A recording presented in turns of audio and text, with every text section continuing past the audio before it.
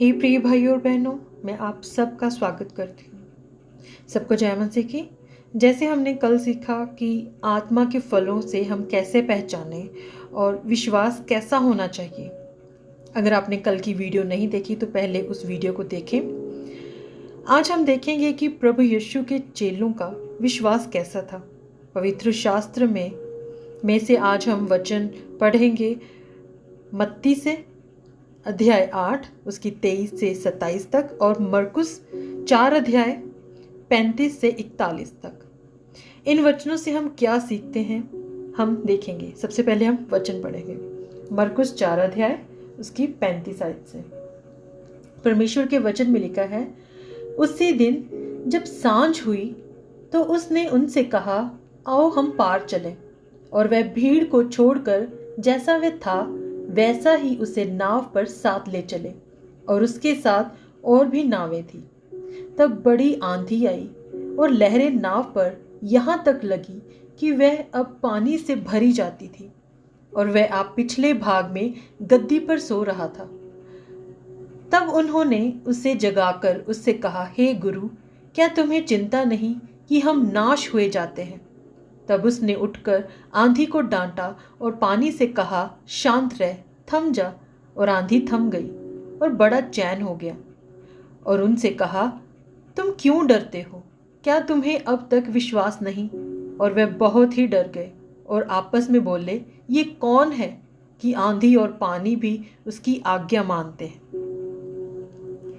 इन वचनों से हमने क्या देखा और क्या सीखा? पहली बात, परिस्थिति को देखकर विश्वास नहीं खोना। यहाँ पर चेलों ने आंधी और तूफान को देखा और देखते ही घबरा गए कि शायद अब हमारा अंत नज़दीक है, शायद हम यही मर जाएंगे, हम खत्म हो जाएंगे। यहाँ पर यीशु को छोड़ जितने लोग थे सभी आंधी और तूफान से घबरा गए। दूसरी बात, उन्होंने सोच लिया था कि अब वो नाश हो जाएंगे।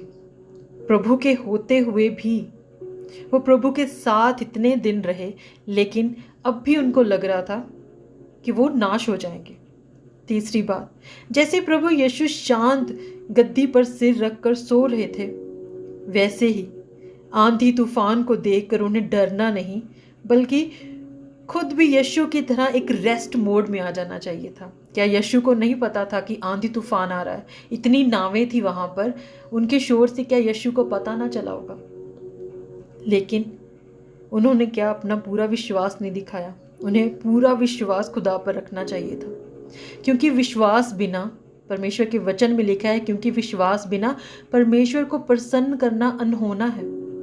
इसलिए यीशु ने कहा कि क्या तुम्हें अब तक विश्वास नहीं? प्रिय दोस्तों, आज आप भी अपने विश्वास को दृढ़ करें और यीशु की शांति के नज़दीक जाएं। जैसे प्रभु यीशु शांति के साथ उस गद्दी पर सो रहे थे, उसी शांति में चले जाएं। किसी भी बात की चिंता न करें, सब बातें प्रभु को सौंप दें। प्रभु आपको आशीष दे। आमीन।